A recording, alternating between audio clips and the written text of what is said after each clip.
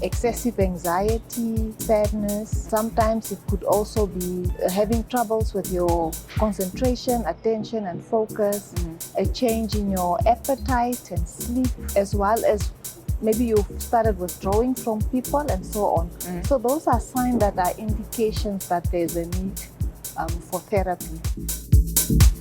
Welcome to the very first episode of Sex Talks Podcast for the year 2026 with me, your host, Salma Ndasilohenda Iyambo. I'm super excited to be starting off this new year with you, and I'm hoping that you got time to reset, recharge, and spend it with your loved ones throughout this festive season.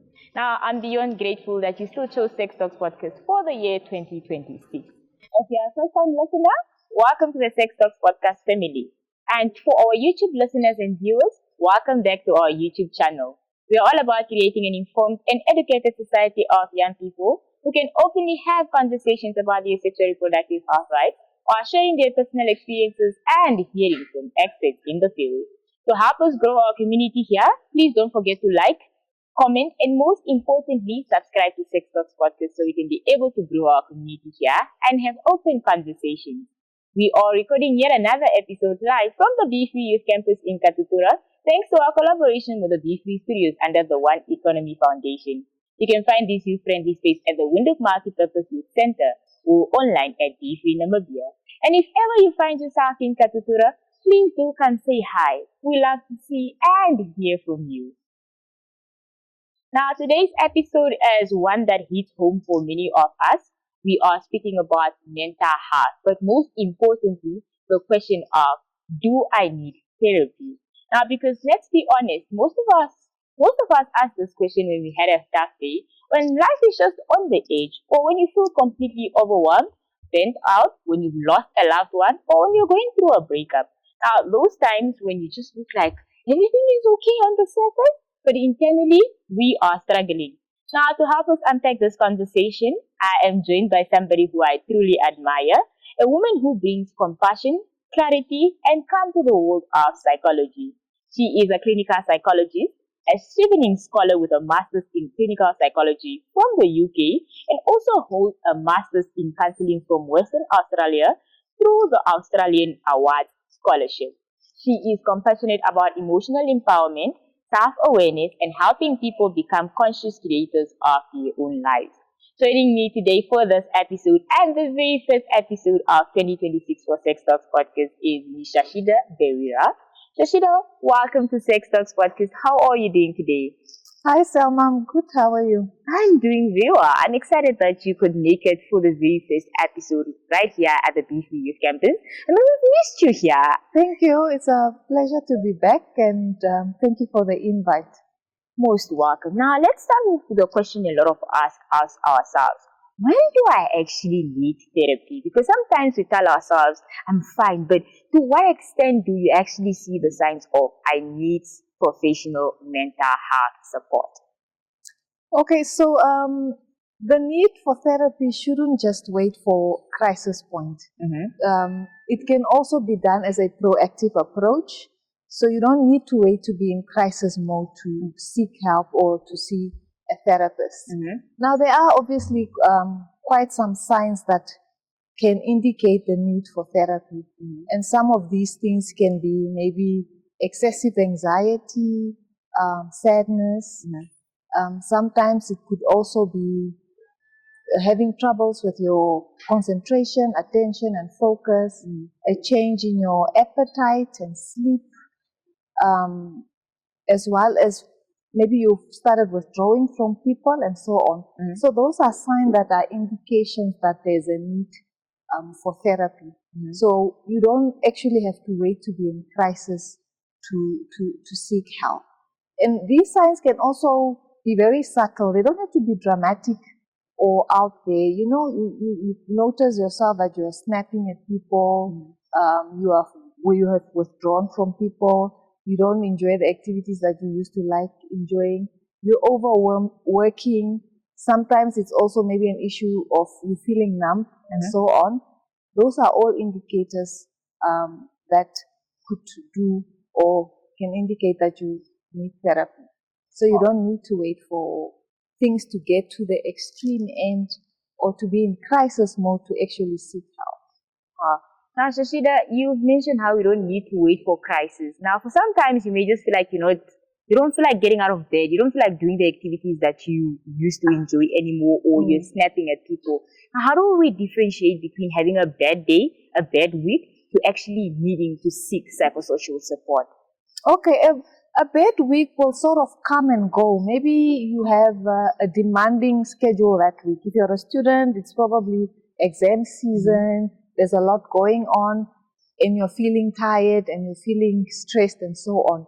So you need to, the line usually can be very thin, but the thing that indicates that now things are becoming a little bit serious is when the bad week continues. It extends into a second week, a third week, and now you're really struggling to engage in your daily life activities. This can be anything. If you're a working person, maybe it's work-related issues. If you are a parent, a wife, a husband, your relationship is being affected. So basically, the moment that you see your daily life activities are becoming affected, that's definitely an alarming sign, or it's a red flag. Then you definitely need to seek help. But if it's just any other bad week that comes to an end and you go back to your normal daily life activities and you return back to balance and things return back to the way they used to be, then you know you were just going through some kind of a bad week, if I can say so. Amazing. But the moment the bad week continues, then that becomes an issue. And then you need to start looking into addressing it, or at least bouncing your ideas or your mind with someone regarding what is happening. Thank you so much for that clarity, Shasheeda. Now, we speak about not waiting until you get to crisis, and this sort of myth that exists around mental health to say that it's only for people that are going through crisis, it's only for people that are going crazy. How do we go around changing this mindset in allowing young people to be able to seek help for themselves? So we need to start looking at the narrative around mental health. And if the narrative is negative, we need to flip it. We need to make it more positive. That means we are now looking at the language. What language are we using around mental health? Even the metaphors, are they relatable? Do they make sense, or are they more stigmatizing? And then another thing is in communities where stigma is strong, we definitely need to normalize having these kind of conversations. And also look at other issues such as cultural influences that do impact or contribute towards the stigma. We all know that there are some cultural practices that are not helpful. Some are helpful, but then we have those that are not helpful, those that do more harm than good, and those that contribute to stigma. So having open conversations like this one is one way to deal with it.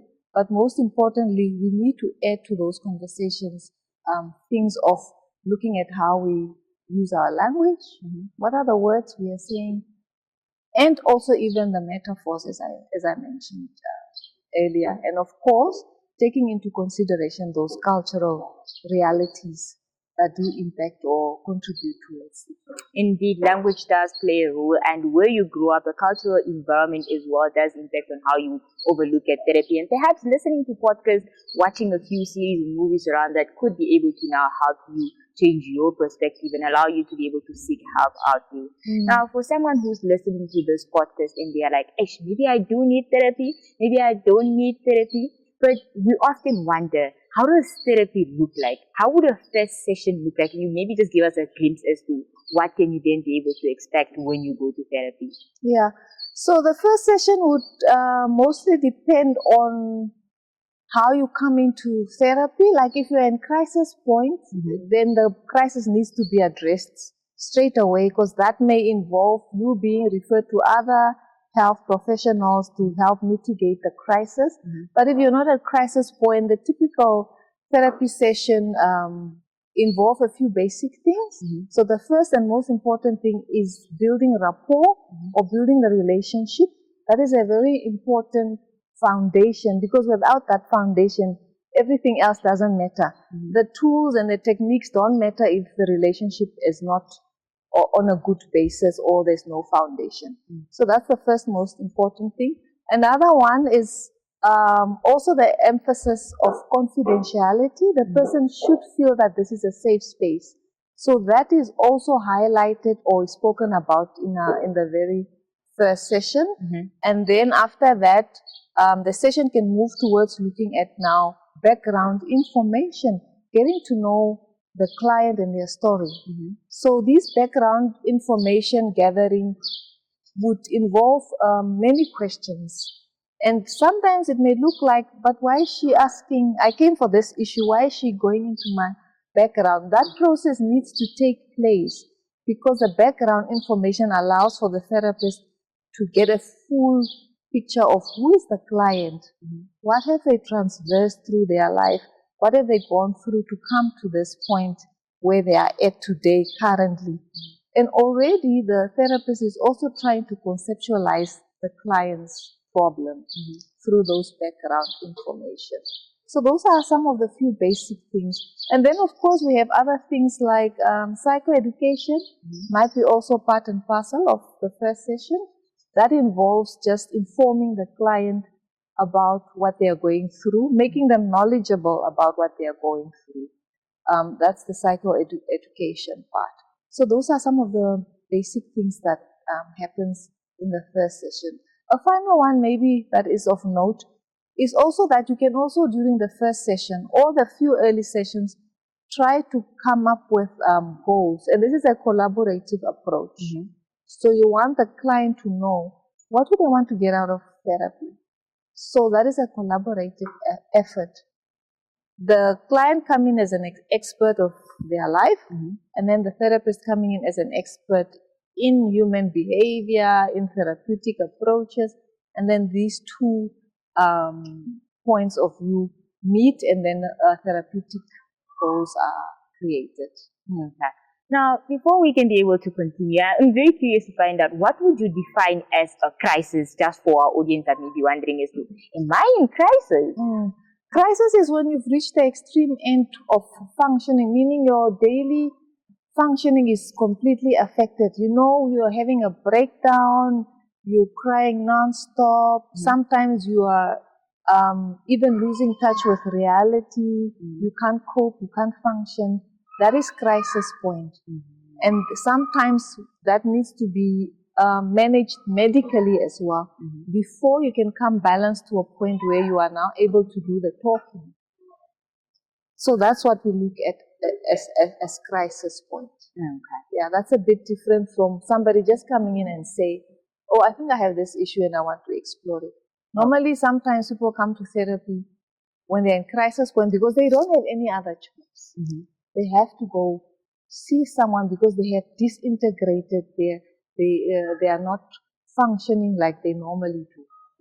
Yeah. Now, would also losing a loved one, would that also be considered as crisis when you go seek for therapy afterwards?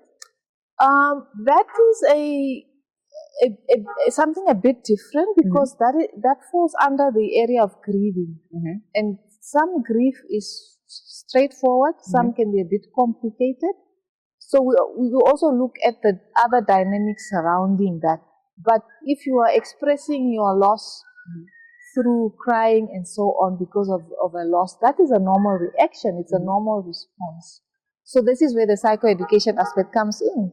The therapist or psychologist will then tell you, it's normal what you're going through. You are grieving. You have lost someone dearly to you. So this symptom is normal. Yeah. Now, here comes the $1 million question of how often should I go to therapy? Because now it's a thing of you may not be in crisis, but you've identified the fact that you need psychosocial support. How do I establish a schedule of, as I go on a weekly basis, a monthly basis? What are the factors that I need to consider in order to establish this for myself? So that is an aspect that is discussed mostly in your earlier sessions, especially in the initial session when you're busy with the goal setting for therapy. You look at dynamics. Are you able to come in once a week? It also depends on the issue at hand. Does the issue require you to be coming in frequently and then eventually taper it off to lesser session during the weeks and so on. So it really depends on what is the presenting issue. If you're in crisis point, you might be seen 2 times a week.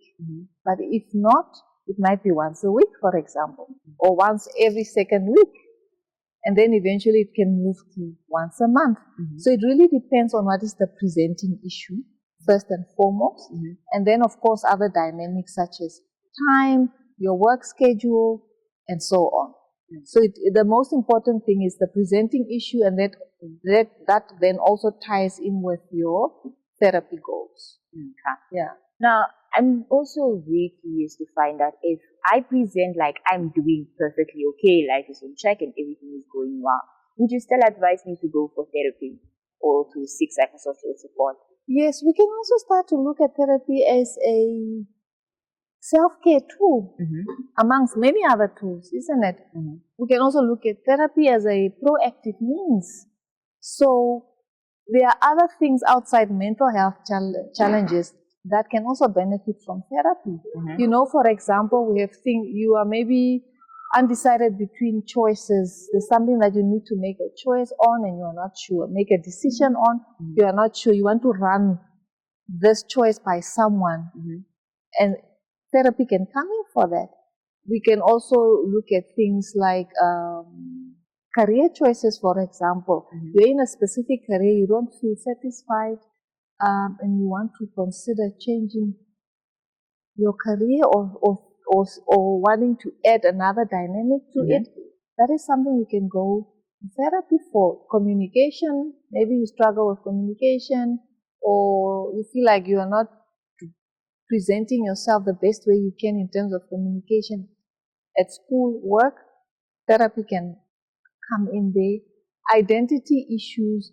So it doesn't have to be the severe mental health condition. It can just also be your daily moving through life, things that are sort of becoming intriguing for you, or you are also curious. You have these questions about life in general. You can go and see a therapist for that. And sometimes it's just a once-off session. Sometimes it's 2 sessions.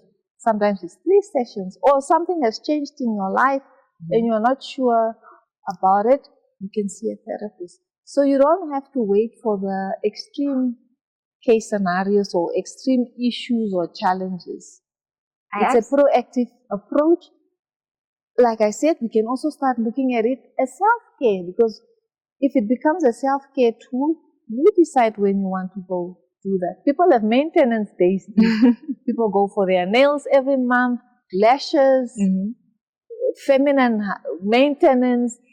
So why not have a maintenance for your mind, for your mental health, for your emotions? People go to the gym to work out, to create a physical fitness.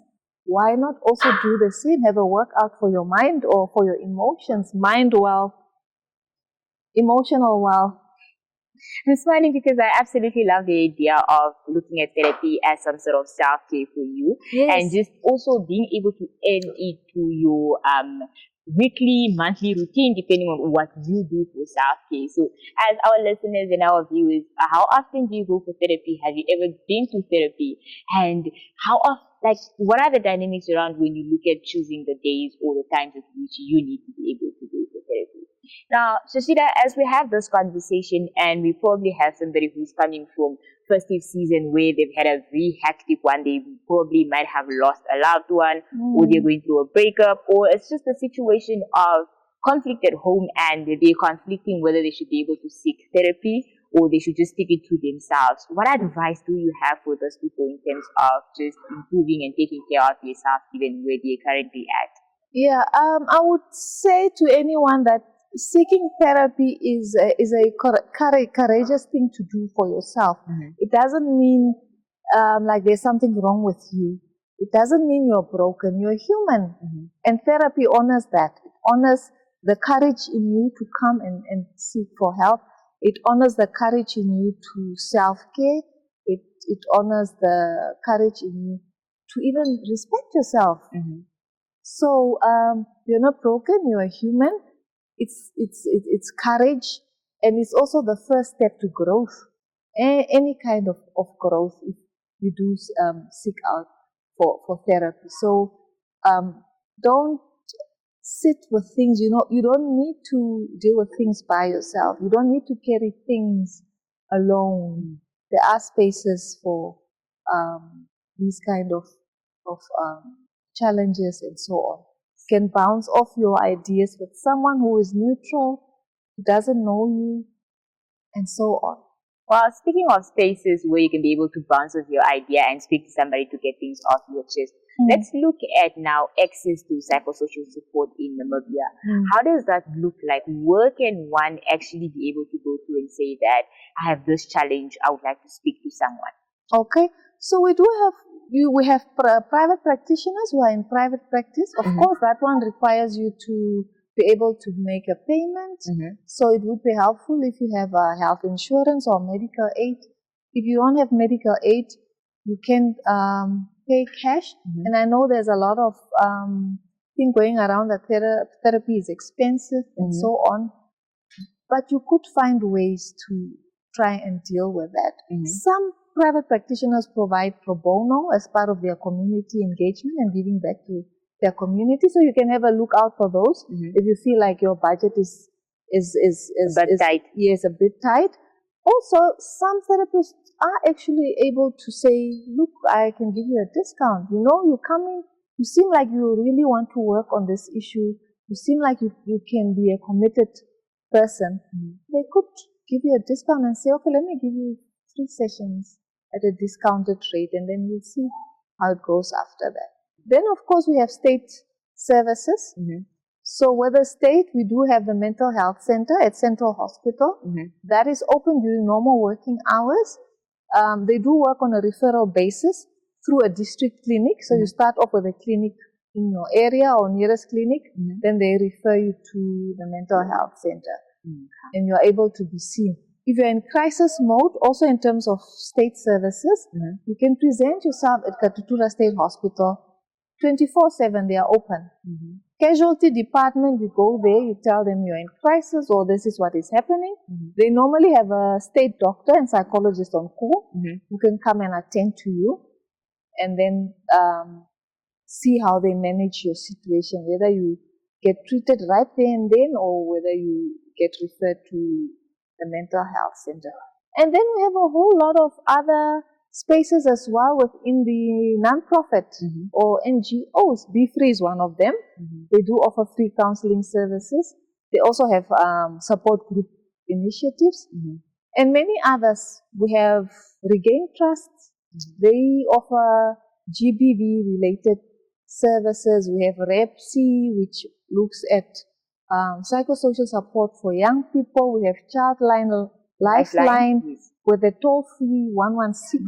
I think there's also another number and so on. So it's just a matter of going out there and doing your research about some of these free services. If you are a young student at any institution of higher learning, you can also approach your student services. Normally, they have also counseling services there.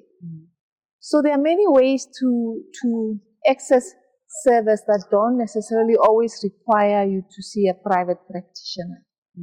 Yeah. Thank you so much for raising those where we can be able to get services. And most importantly, if you feel like you are in crisis or may need assistance, please go to Katutura Hospital, go to the mental health one.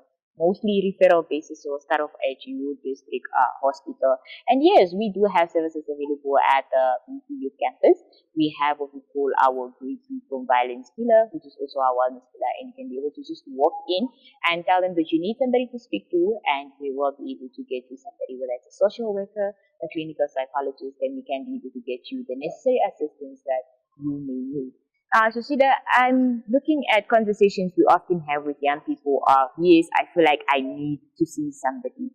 But now, who do I need to see as a question as to how do I go about picking an ideal psychologist for myself? Because now you're like, yes, I know of BC or I have access to medical aid, but now I know of these different practices. What do I need to consider to have to now determine which of these practices must I go to? Yeah, so this is a bit of a tough one because sometimes people say, no, that was not the right psychologist for me, which is normal. Not everybody's cup of tea. So you'll find that in services as well. So sometimes you might have to shop around a little bit for a good fit. So it's not that the psychologist was not right for you. Maybe the fit was not, you guys were not matching, or the fit was not right, if I may say so. You were not gelling in the young people's language. You know, the vibes were not vibing, or you were not gelling. It's very normal, but it doesn't mean you give up and you say and you throw psychology out with the rest of the dishwater. No, you say, okay, this was not a good fit. Let me try another alternative. And then you do that. If you want, you can make a call. You speak to say you want to speak to the psychologist himself. You ask them questions. Do you work with trauma? Have you worked with trauma? If your issue is trauma, for example. Do you work with young people? If you have a different sexual or gender preference, you also ask those questions. Are you okay to work with, gender fluid people? Literally, you're shopping around, just like you would if you were going to an event and you needed an outfit. You don't go into the first shop and buy the first pair of shoes. You try on a few sets, one here, one there. You compare prices. You walk around in them a little bit to see, are they comfortable? Will they last you the whole night? You can bring the same approach to some of these services, because at the end of the day, you are paying. It's your money, it's your coins. So you should get the services that befits and that caters for your money and your coin. You have a right as a consumer. You are consuming a service just like any other service. So you don't have to stick to one person if you feel like things are not working. Because now you say, this is not working, you stop going, and then you decide psychology doesn't work for me. It's giving contraceptives, because I thought only contraceptives you need to move from one method to another because you feel like it's not ideal for you, or you are searching for what is ideal for you. But it looks like it's similar to therapy as well. That's quite interesting to find out. Yeah. Now, before we move on to our quick fire segment, I have one final question in terms of if you have any young people or anyone who's listening and they're struggling, they've been sad for a few weeks, they feel like they've been snapping out, they're anxious all the time, or they may have lost a loved one, but they're scared of reaching out to anyone. What would you say to them? And heart to heart, what would you say to them? I would tell them, look, you are not broken. You're human. I think I said this earlier. Human being, you're made of flesh and blood. You're not made of steel, and you're not a robot. You are allowed to feel. And whatever it is that you're feeling, it's actually a response to something that has happened. If you've lost a loved one, and now you're grieving, that's a response to the loss. There's absolutely nothing wrong with it. Somehow you just need to find a space where you can process what you are going through. Now we are moving into the quick fire segment, which is where we are going to wrap up. We have 3 questions for you, and you get to answer depending on what's the first thing that comes to mind for you. And this is more of a chill vibe, because this has been a very serious conversation, given that we are dealing with mental health. It's just the beginning of the year. A lot has happened throughout the festive season. Now, your first question for this quick fire segment is, what's that one myth around mental health in counseling that you would like it to disappear from the surface of the earth? I think it's around the theme of today's talk that therapy is not for people who are in crisis. It's not only for people who are struggling with mental health. It's for everyone.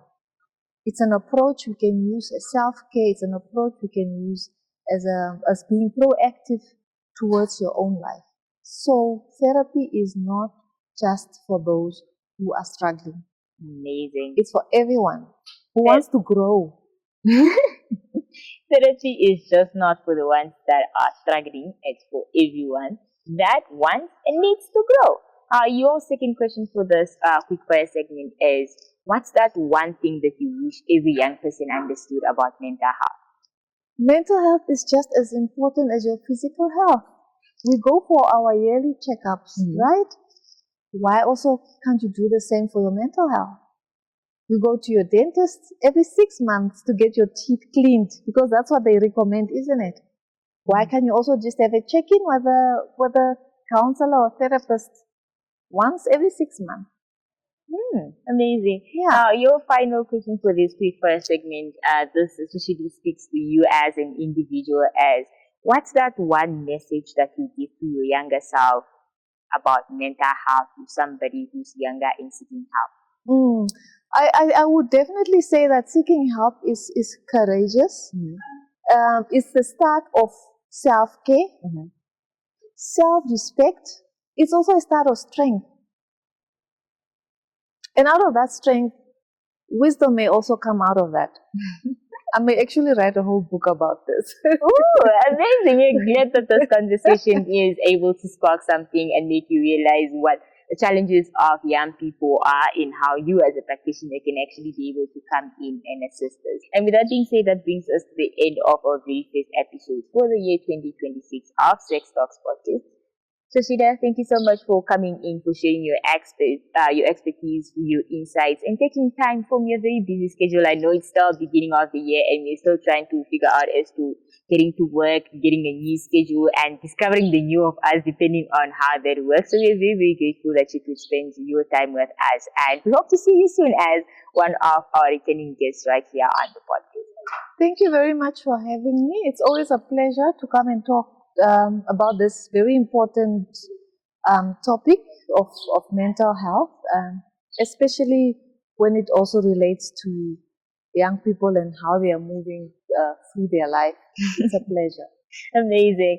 Now, Shasheeda was one of the clinical psychologists at the BC campus, so I'm always happy to chat with you and have a conversation because she's one of those people when you're having a hard day, you can always just go to her office and unwind. Perhaps I should just start a new routine of popping up in her new office and just being able to unwind. Now, to our listeners, if there's one thing I want you to take away from this conversation is that you don't have to wait until you are falling apart or you are in crisis for you to be able to ask for help, because therapy is not a sign of weakness, but it's a step towards freedom, and it's a step towards taking courage and being able to improvise what your self-care routine can look like. Now remember, your mind deserves the same care as your body.